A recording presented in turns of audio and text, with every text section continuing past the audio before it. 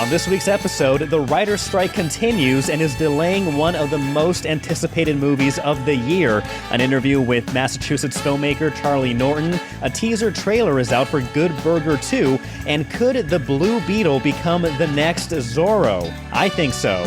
This is The Hub on Hollywood. I'm James. I'm Jamie. En garde! Touché! Let's go! On guard.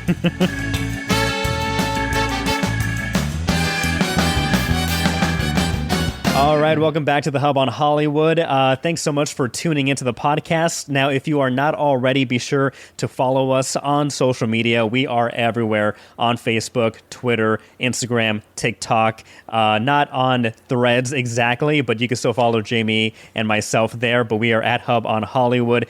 You can catch us on YouTube or listen to us anywhere you listen to podcasts. Jamie, Yes. Such a jam-packed episode this week. I'm really excited that we were able to talk to local filmmaker Charlie Norton from Bridgewater, Massachusetts, and his short film that will be premiering at a Soho Film Festival later next month. And really glad that he had the time to talk to us on the Hub on Hollywood, and really glad that he was able to make movies independently, because we're not getting anything that's related to the union, to the sag-aftra writer strike. That's still ongoing. So, of course, those movies are delayed. But it's great to see local filmmakers still doing their thing, producing films, and getting it out there for the rest of us to enjoy. There's a tremendous amount of talent in New England, and I feel like a lot of people don't realize that. They don't realize how many movies are made here, how many A-listers come here, how many big directors, and how much talent we've got percolating and moving up the ranks in competing in the biggest film festivals in the world, and working their way up and making it on screen through all of these productions that come here to Hollywood East, which is why we are so named the Hub on Hollywood. Once the strike is over, James, we typically have casting calls and we get people in the movies. So stick with the Hub on Hollywood. We might not have casting calls now, but we certainly have strike news to keep you updated on everything that is happening in the entertainment industry, which is not a lot, James. However, the WGA and the producers have been going at it. They've been at the table negotiating and trading barbs in the trades, if you will.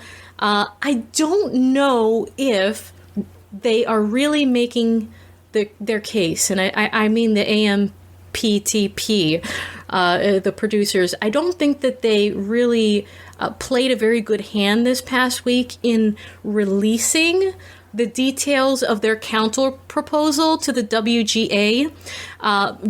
Reactions to what they are offering have ranged from, okay, it's a good foundation, to this is chock full of loopholes and it's just a non-starter.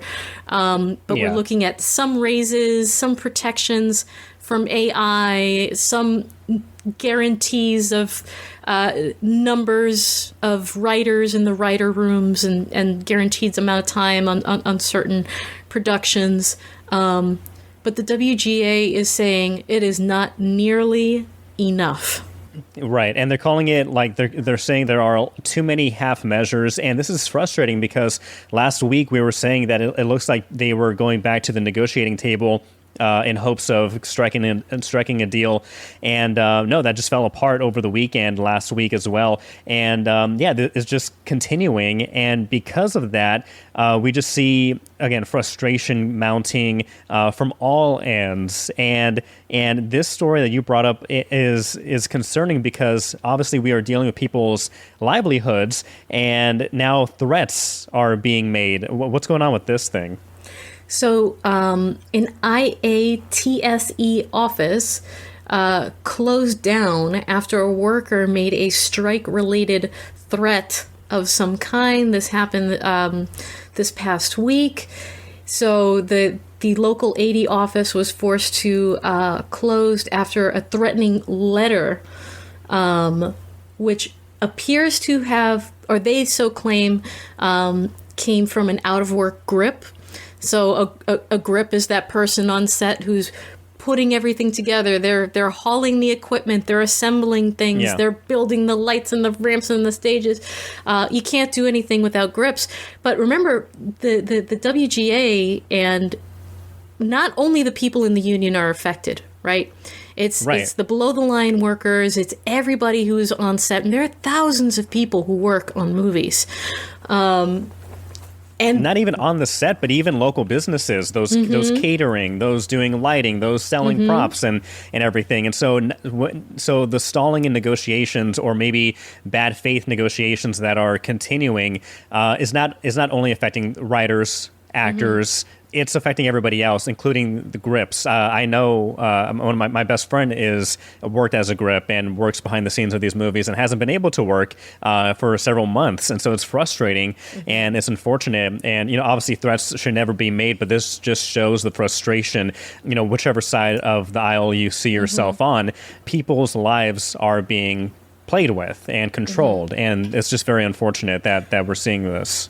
It is unfortunate, and I wanted to get your take, James, how this strategy of releasing the offer, right? Releasing the details of the counter offer, smart play or crashing and burning right now? For who? The writers, the Writers Guild of America, or AM?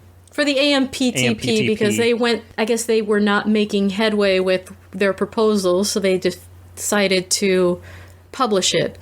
I don't know. I don't think they can say anything right now that would sway public opinion. And so they should and should not care about what the public general audiences think, because at the end of the day, they are negotiating with the WGA and what they think is the only thing that matters. And so if they're trying this as a ploy to try to garner sympathy, saying, we are trying, but they're not budging. It's a moot point. It's pointless for them to try to do that. Just, be honest and be, open to real concerns from the unions, from both, WGA, from SAG-AFTRA, and listen to, the people that are the most affected. Try not to make a show of this any more than it already is. So I don't know. I don't think it helps. If anything, it helps WGA. It helps the union members build their case. I agree. I feel like it only helps the other side, because then the WGA comes out with their response, and they with those nice little graphs and whatever, and they show how the literal pennies that it would cost the producers to meet all of their demands. They can afford it, right? So, and a lot of these offers barely meet inflation, and it's not a good move. So I'm not sure who their public relations person is, or who their crisis communications person, strategist. It's not working. It's they're not doing themselves any favors. So this is just prolonging the inevitable of people wanting, hunkering down and waiting until a proper offer is made. So nothing has been decided. Nothing has been decided. Nothing, but also it hasn't been called off. Right? So at least that's a positive here. One thing that is not a positive is the strike is still continuing to delay films, including Dune 2 Electric Boogaloo. This was this movie, Dune Part 2, starring Timothée Chalamet and Zendaya. It was slated to originally come out in November of this year, making it one of the most anticipated films of the year, including for myself. It was definitely on my list, high on my list of movies I'm very excited to see in the movie theater. However, because of the strike, it has now been pushed back to 2024, next year, March 15th. This is terrible. This is terrible news. Again, it's something that you have to accept, when you support the writer's strike, the actor's strike. It is what it is, but you can still hurt from that. You can still feel pain from that movement. Yeah. It's terrible. But Dune 2 Electric Boogaloo, that's amazing. Right. That's all that I'm going to call it now from now on. So thank you for that. Yes. So it's looking like, March 15th of next year. this is exactly like you said, supposed to be one of the most highly anticipated, probably one of the most highest grossing movies of the year. But they want to be able to promote it. And right now with the strike, and right now with the strike, the actors are not going to be able to go on their press tour. They're not going to be able to go to the premiere, and they're not going to be able to promote it and get as much out of it as they would like to. Get their dollar bills. Also, Godzilla versus Kong, The New Empire, that was also slated to come out in March of next year. That's being pushed back a little further to April. That's also produced by Legendary and Warner Brothers, the latest movie in the MonsterVerse franchise. So, yeah, again, nobody's happy about this. James, yeah, James, not happy. I have a movie pitch. Go for it. Okay, so Godzilla versus Kong versus the sandworms from Dune. Ooh. Can we make that happen? Yeah, who would win in that fight? I think the sandworm would easily beat Kong.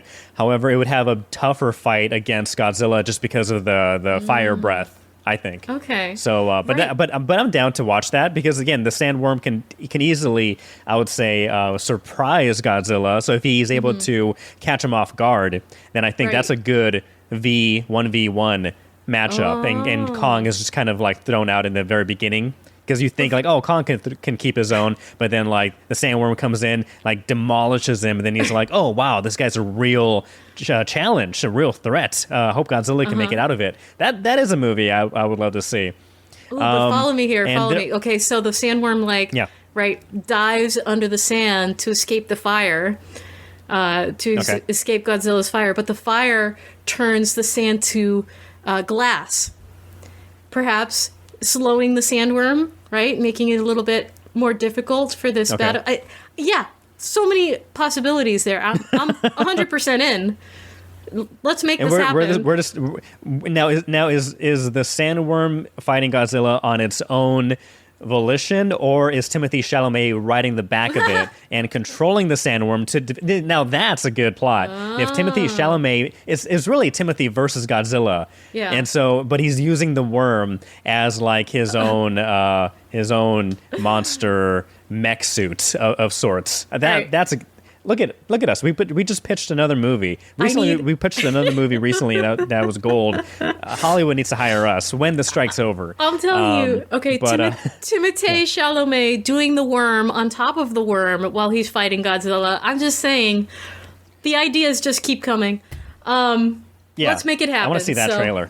If you're a producer, if you're somebody who makes movie pitches come to life, give us a call. We've got plenty. Absolutely. I actually have an awesome movie pitch, but we will get to that later in this episode, so stick around for this awesome Zorro movie pitch. But before we get to that, let's look at the weekend box office. Gran Turismo is not overtaking Barbie, but is not having a really bad start off the finish line. It's raking in around $6 million over the weekend, but not able to beat Barbie's $12 to $14 million that is expected to make in its sixth weekend out in theaters. Now, I'm not sure how interested you are in Blue Beetle, but Blue Beetle is still holding strong when it comes to audience scores. It has a 91% approval rating on Rotten Tomatoes, 78% on the Tomato Meter. Reviews I've heard is that it's not necessarily a groundbreaking superhero movie.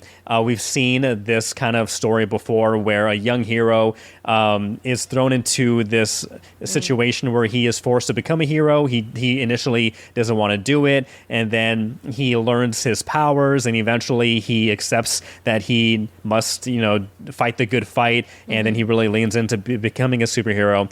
We've heard that story numerous times, countless times, but what's really having this movie be received well by the audience is the family, is the actors, the cast, the characters. People are resonating with these people, and so that is one of the strongest aspects of this film. I've been convinced to go watch this movie. I will watch it soon in the movie theater. Has your son? Have you shown any interest in Blue Beetle? I don't think so. I mean, and to me, it's just Transformers. It's Transformers in different packaging. I've heard it's like Transformers. It's like Iron Man with the suit. It's kind of like Spider-Man with this young kind of hero. It's kind of like who else? Kind of like the Green Lantern, where this character can like pretty much create any type of a weapon that he wants. So it's like a mishmash of different things out there. But again, the story may be, I don't want to call it basic, I don't want to call it generic, but we've seen this kind of storyline. But what holds it together and what keeps people interested is the characters, including Xolo, who plays Blue Beetle, who plays Jaime. But yeah, long story short, I do plan to watch Blue Beetle. I've been convinced to give it a shot. But before we get to Xolo Maridueña, let's talk about Susan Sarandon, who also stars in Blue Beetle, who is the antagonist of the film. Have you heard this news of how she has some beef with some local business in Massachusetts? Yeah, and this is just odd. I was not expecting this at all when you shared this to me with me. But she's suing a construction company over problems. That's based in Massachusetts. Yeah. Right. So apparently she hired this company, contracting and property management, based in the Commonwealth, to work on her home in Vermont. And apparently there are, according to her lawsuit, there are numerous issues with the construction, and she's not happy with it. The lawsuit claims that there are extensive issues with the siding, the insulation, mold, incomplete work, and apparently this home in Stamford, Vermont, it's like a $2 million retirement home for Susan Sarandon. However, she is not happy with this, and so she lists 47 issues allegedly found by engineers, contractors, and her staff. Apparently, she had gone back to the home with her family, I think for a recent holiday, and when they walked through, they just saw, like, this is really bad work, according to her and the lawsuit. And so she is suing this company for, I believe, millions of dollars. But Susan Sarandon, please don't think Massachusetts, don't view Massachusetts any negatively than you may already have right now. We are a beautiful state with a lot of beautiful business. We'll see what the company, contracting and property management, has to say in their rebuttal, in their response to the lawsuit. But lawsuits are never fun for anybody, but especially for Susan Sarandon. Oh, la pobre. But you know what? And this property is 45 acres. Near the Massachusetts border. So listen, there's plenty of space to like build the new house and tear this one down, but you don't want to spend $2 million on a lemon. We get that. No. So Susan, stick it out. It'll be okay. She'll be fine in the grand scheme of things. Susan Sarandon will be fine. Don't worry. Don't cry. Right. Don't cry for her, Argentina. That's a different actress. Oh my god. Yes. Another movie. But Xolo, let's talk Xolo because. Yes. So you know me. We've talked about this before. I am a huge Zorro fan. Antonio Banderas, Catherine Zeta-Jones. I love Zorro. I love that character. I've dressed up as Zorro at least a dozen times in my life for Halloween throughout the years. And I've been demanding. The people have been demanding, I feel. I can hear the people talking. I can hear them whispering. All the people in James's head that are talking. Yeah. Yes, they're all speaking in unison. All the voices. In unison. They're saying, we demand a new Zorro movie, a new Zorro franchise. It's such a iconic character that everybody is sleeping on. Like, I am bewildered by this. And we started talking about it recently because Antonio Banderas had started talking about, people are asking, when are you gonna are you gonna don the mask ever again? When will that happen? And if you were to do that, what would that movie look like? And he said, I would love to, and if we were to make that possible, I would love to, kind of like in his first movie where Anthony Hopkins' character, his Zorro, passed the torch on to Antonio. He would love to do a movie where he passed the whip and the cape and the hat and the mask on to the next generation, the next Zorro. And he mentioned, much to my horror, said Tom Holland. He would love to pass the torch on to Tom Holland. And I'm like, okay, no offense to Tom Holland. I love you, Tom. I think you're a great actor. You're a great guy. But I don't see you filling the sombrero and the cape. And I don't know, that story irked me in the wrong way, and I listed some other people who I thought would make a very good Zorro. However, after seeing all the publicity and the interviews and the trailers for Blue Beetle, I think and I believe that Xolo Maridueña is the perfect person to cast in this movie. And I've already started, I want to start the hashtag Xolo for Zorro. Hashtag Xolo for Zorro. If you are listening to this podcast right now, start tweeting. Start tweeting for James. Please, yeah, hashtag Xolo for Zorro. If you are not familiar with this guy, if you have not watched Blue Beetle, he is in Cobra Kai. That's like his breakout performance in his role. He's also starred in Parenthood, but he's been in numerous projects, both in TV and film for the past several years. He's 22 years old. He's Mexican, Cuban, Ecuadorian descent. And again, people are saying Blue Beetle may have a pretty recognizable, familiar storyline, plotline. However, it's the characters, it's the people in this movie that really separate it and really make it enjoyable, especially Xolo. They say that he's very charismatic. He is able to carry the film. They believe and they want to see him in more franchises and in more things. And that's enough for me. I'm a huge fan. My wife and I are huge fans of Cobra Kai. He is fantastic in that show. Watching the trailers of Blue Beetle, it shows he can do comedy. He can do intense emotional scenes.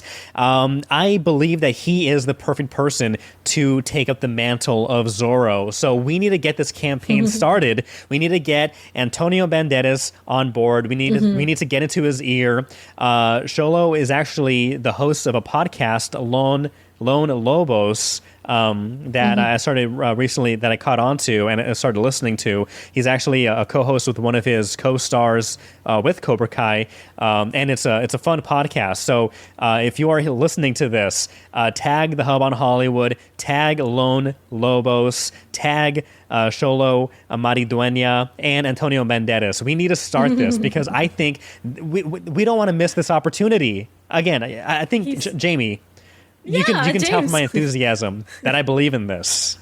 You do. I can feel the passion. It's like I hear the desperation, James. We need Zorro. We need Xolo. We need Zorro. We can make this happen. Yes. Listen. Okay. Look. When we post this episode, we'll put together a tweet, right, tagging all of the appropriate people. So go to Hub on Hollywood on Twitter, Instagram, etc.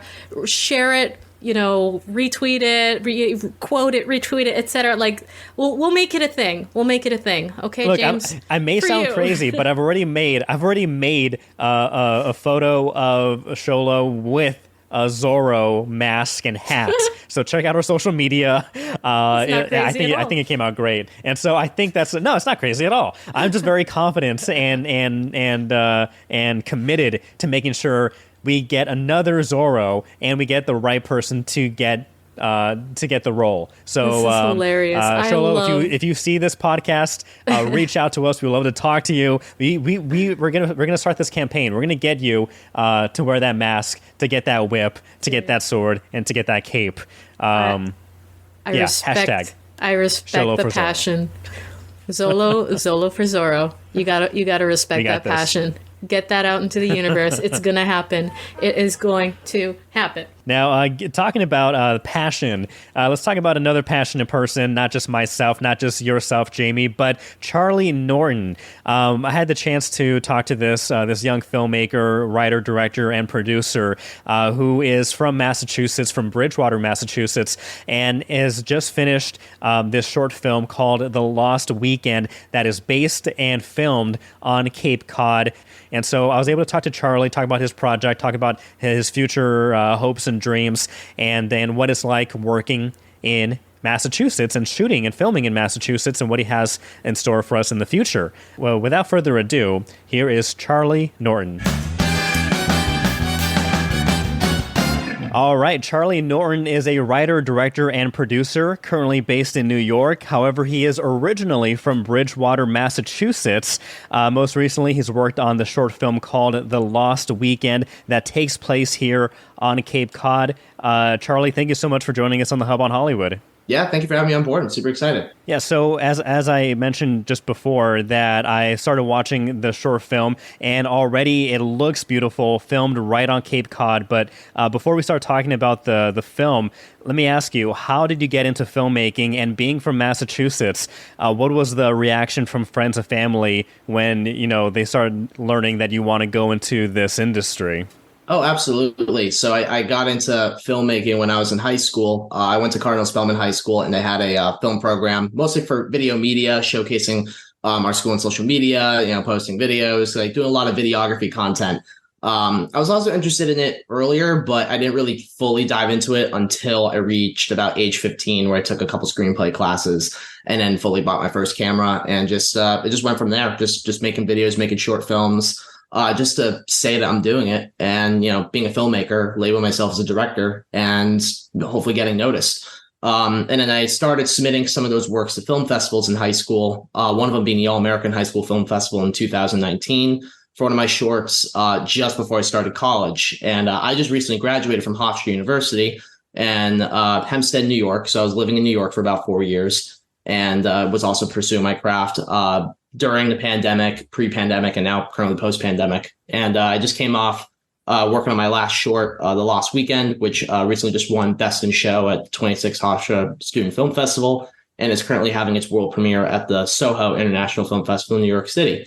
And before that, I was also, making some other content just to get exposure. And it's been a 5-6 year process, doing a lot of internship work, with the Oscar qualifying Flickers Rhode Island International Film Festival in high school, to making my own stuff and to being able to work on professional work. And it's been a long journey, but, now we're here and, back in New England, and making films again. So just been doing a lot of post-production work and, shooting as well and producing. So, just love the craft and just, love to stay active. Yeah, it sounds like you're really busy and really going, you're diving headfirst into this. And for a lot of people to get started and to get noticed, especially, that's what it takes to, start making waves, is putting so much work and effort into it. And already from what I've seen with the film, you can tell that a lot of planning, a lot of work went into this. The Lost Weekend, can you tell me what this movie is about and why Cape Cod was the perfect place to set this? The Lost Weekend has been a passion project of mine for about 4 or 5 years. It is about a group of kids. We're following in the perspective of James, and his buddies are going to a Cape house in Cape Cod, Massachusetts, to spend a whole weekend of teen angst, shenanigans, basically doing stuff that teenagers do. But the main issue at hand is, what does it mean to be a man? And James doesn't know what it means to be a man, and he's faced with these ideologies of toxic masculinity and what his friends are trying to pressure him into, what defines your manhood, what defines your masculinity. We're following with James on his whole process on, what defines my manhood and how do I become my own man. And Cape Cod has been somewhere I've grown up my entire life. I spent all my summers there with my family. I have a lot of friends there from Cape Cod, and a lot of, I think a lot of the experiences with The Lost Weekend is I feel like it's a story that not a lot of men are able to talk about openly. And a lot of people didn't want me to make it, given with content, given with the subject matter. And I just didn't want to listen to them. So there are people that didn't want this story, or what does that mean when I guess you're facing some resistance to the idea of this? I think it was a part of it was in school. A lot of people in school didn't really want to see this happen of, how do you become your own, how do you appropriately tell a story? How do you appropriately, convict and talk about, subject matter like this? And given that these are all personal experiences of what I was going through, and maybe a lot of other men have been going through as well. And I part of it was nonsense, but also I feel like another part of it was jealousy as well. But I can't really think of people's own opinion on it. It's a story that means a lot to me, and it's a story that means a lot to other people as well. And I'm fortunate to have this, the team that we came together to make this film. They believed in the story, and just the fact that it's getting screened, it's an honor. It's an honor that you got to watch it. It's an honor that people are able to see it and to hopefully get, a different perspective of, how do you properly define yourself as a person? And, talking to men, like, how do you define manhood? Yeah, so I love the art of film, the fact that you can tell so many different stories from different perspectives and people from different backgrounds. And it seems like you are very passionate about telling stories, whether those stories were inspired by yourself or somebody that you learn about their story and you want to tell that for them. And so you said this was years in the making. When you found the right people to cast for these roles, what was that process like? Where did you find them, and how long was that process to find the perfect people? It's a lot of weird. What's the word? It's not deja vu, but it's like fate. Because I pitched the story to the lead actor, Brendan Egan. He's one of my best friends, and the lead actress Chloe Lang, who I've known for around the same time. We all met at the All-American High School Film Festival when we were 18. And I pitched this story to them while we were all hanging out and just talking about, what we've been in and what we were talking about. But me and Brendan kind of carried that conversation for a couple more years. And it was all talk. It was, going from screenplay draft to screenplay draft until I reached my senior year of college. Hofstra has a program where you make your own senior thesis capstone film. So about a 15 to 20 minute short. And you can do whatever you want with that short post-grad. But I wanted to do this project. It was the first screenplay I ever wrote in college. It was a story that I kind of really had attached. And Brendan knew that too. And, he knew how passionate that this project meant to me. And he acts as well. So when it came down to finding the right people to star in, I was like, Brendan, you want to audition?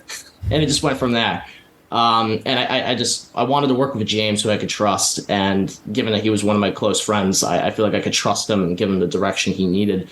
And then he ended up getting the part of James. And then Chloe Lang, who was in Nickelodeon's Lazy Town and Netflix's The Fifth Borough, she was someone who I was really nervous to ask about being in the film. And when she read the script, I was happy that she liked it. And we ended up casting her not too long afterwards. But I feel like it was part fate, but also I think we pulled the right pieces together to pitch this story, and a lot of the team behind this project I'm still good friends with, and it was a lot of personal experiences coming together, and I never felt that a story like this could bring those attributes in, and everyone got to bring their own taste in their characters as well as the crew in assembling the project. So it was. I feel like it slowly came together in a nice little way where people, we were able to kind of be very intimate on set, and that's sometimes some of the best projects to work on. Yeah, all the characters so far that I've seen, they are very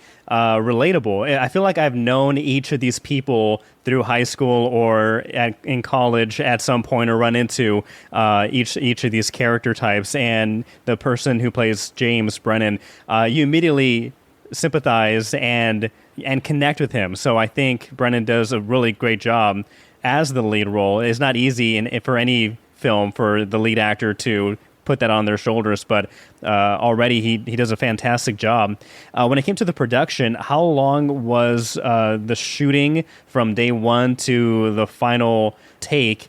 And how was that process? Because I don't know how easy it is to work on Cape Cod when it comes to permitting or anything like that, but how did that production go? It wasn't as bad as we thought it was going to be. We knew that this project was going to be ambitious. We knew that budget-wise, talent pool, everything that we needed to do to set it at that location and really shoot. We shot in Sandwich. It was going to take a lot of prep work and paperwork and all the prep they need to do in pre-production, production, post-production. We started pre-production 6 months before we shot. We shot in September of 2022 for one weekend, and then we had to do pickups in October because we had to switch locations last minute. And it was kind of funny that we had to kind of leave one house and continue filming more scenes in another house. And then other places like the liquor store and the drive-thrus and stuff. But we went through trying to get through permits, and they never had a lot of film shoots shoot in Cape Cod, maybe in places like Provincetown or Chatham. But in Sandwich, they had no entertainment permits. So we had to get a coastal access permit to shoot on the whole wetlands of Sandwich. And it was like a weird, like, it was like a fish out of water process of getting those locations. And I was like, oh wow, like you have to go through so much work. But they were just like, yeah, you can go shoot. Like, they didn't really know much about it. Yeah. So I was like, all right, like, we walked in, walked out. It was kind of cool, but it was intense. Like, we were shooting about 16 pages that ended up being 22 minutes, and from stunts to intimacy to working with SAG-AFTRA in solidarity with the strikes. It was a lot, and we had to really muster together and have this time to plan for what will be an intense shoot. And there were a lot of pieces together that we really had to assemble, and I think we were able to achieve what we were able to achieve, even though there was a little chaos in between. Do you see yourself coming back to Massachusetts, or at least filming in Massachusetts? Because again, we call ourselves Hollywood East. We have a great film tax credit. We have a lot of talents. I know we have the ongoing strike, so when it comes to the union, things are up in the air right now. But for a lot of independent films, a lot of independent filmmakers, this is a great place to be. It has so many different settings, so many different locations. Do you see yourself kind of focus on New England, or are you open to Hollywood West or other places in the country? I found more of appreciation of the East Coast when we made Lost Weekend. And given that I've spent my entire life in Massachusetts and part of that in New York, Massachusetts and the New England scene has always been in my heart. I've always appreciated how New England is, in their film community has always been so warm and welcoming. And it's never going to leave. Like, if anything, like, Massachusetts is somewhere where I want to continue to keep shooting, for as long as I live, while also still pursuing work in New York and maybe in Los Angeles. I still see myself working in Mass on projects from time to time, especially personal projects like this. So where can people find The Lost Weekend after it comes out? You said it's debuting in Soho, right? Yeah, so it's having its world premiere Saturday, September 16th at the Soho International Film Festival, and it's going to be screening at Village East Cinema, run by Angelica in New York City. And I'm super excited for those who are going to be attending. The tickets are now on sale. I can finally say that. And it's going to be our world premiere. Some of our cast and crew is going to be there. There's going to be some great other short films and feature films premiering. I'm super excited. So if anyone's in the New York City area, come check it out and come see the film. Do you plan on introducing it to other festivals? And after the debut in Soho, is there anywhere that people can go online, or maybe local theater? Are you exploring having it shown at other theaters locally? Oh, absolutely. Right now I'm still locking in a New England premiere. That's the big thing for me, is I want to make sure that there's some kind of New England premiere, whether it's on Cape Cod or in Boston or in Providence. Fate just happened to land in our hands premiering at Soho. But right now my next focus is making sure that this film is seen in Massachusetts and Rhode Island and basically the whole New England community. So that's my next goal. Awesome.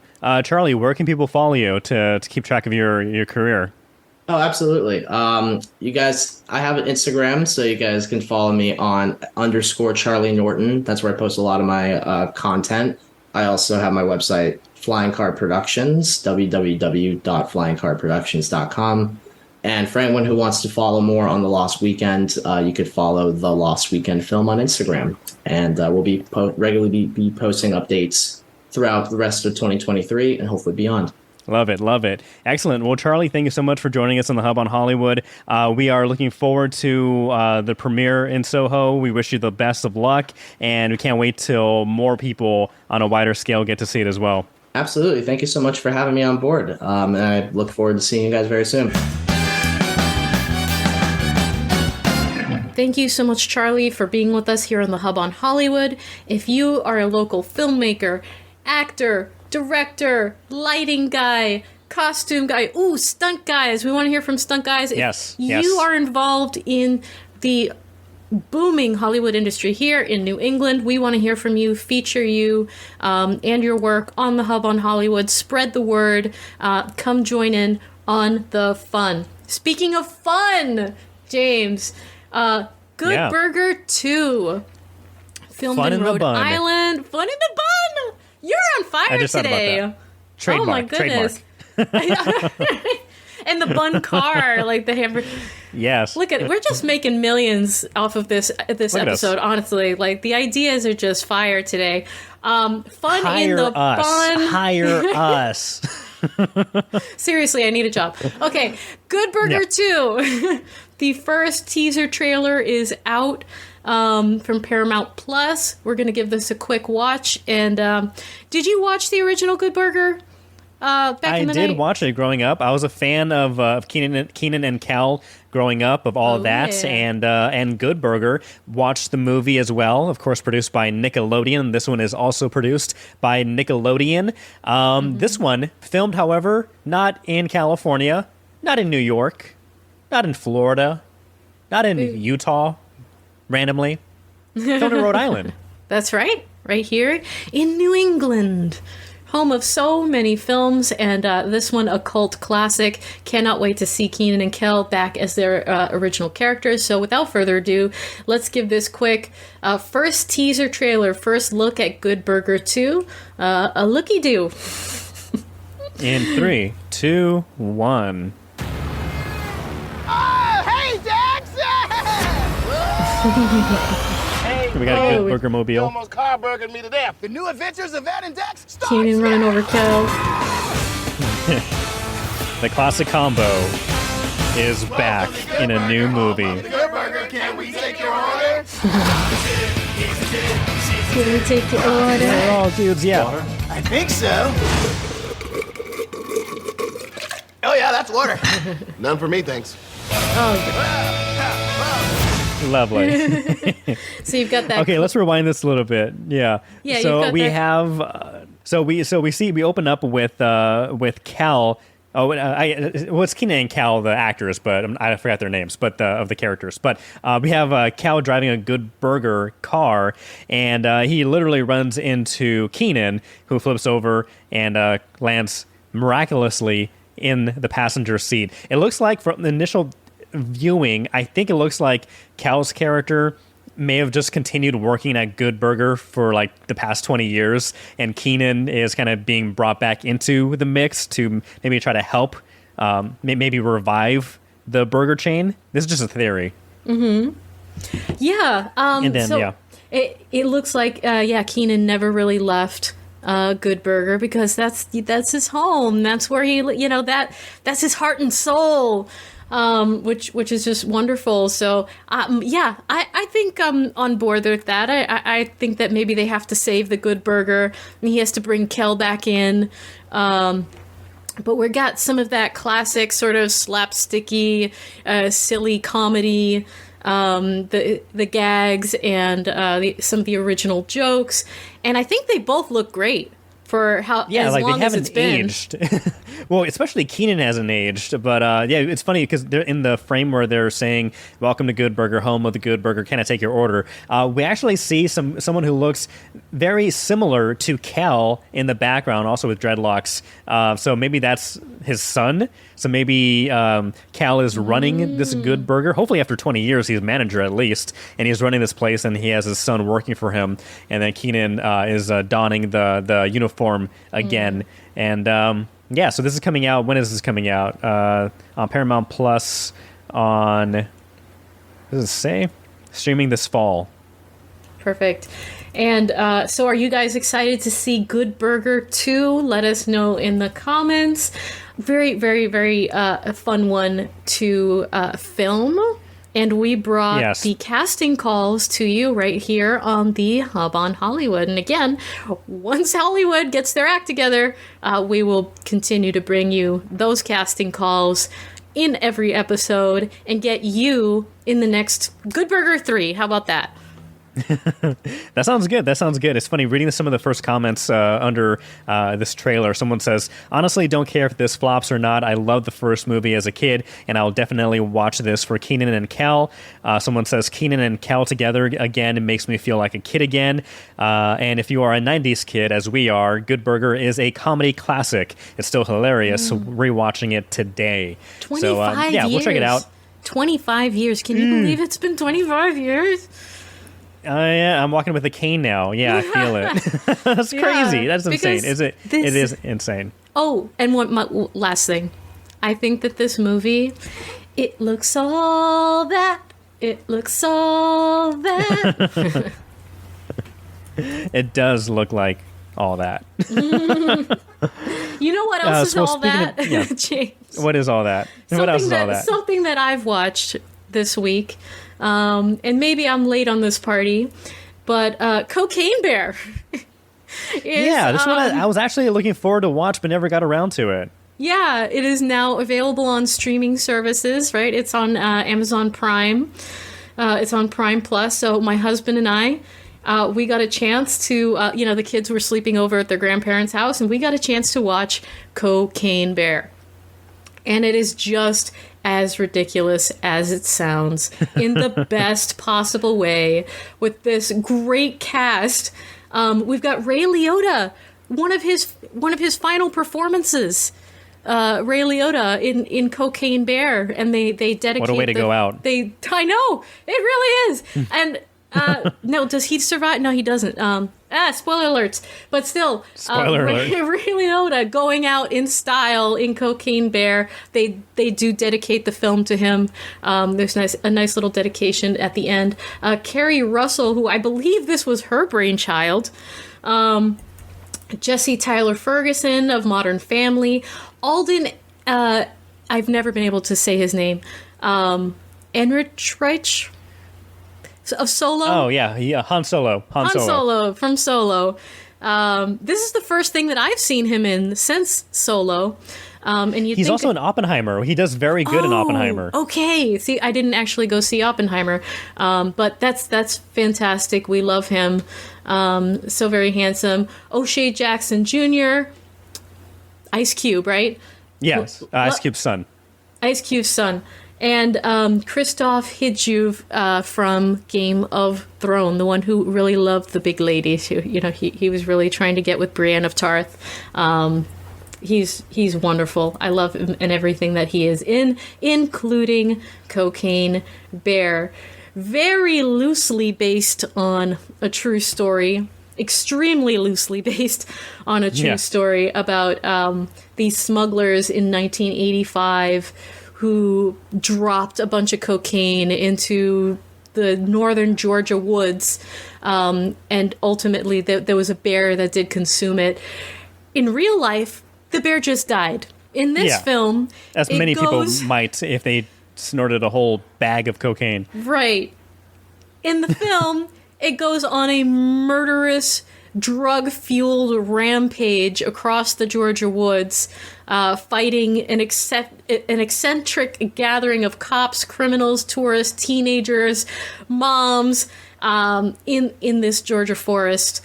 I love that it's set in the 1980s, so everybody's kind of decked out in 80s gear in the best possible way. Nostalgia is really hot right now.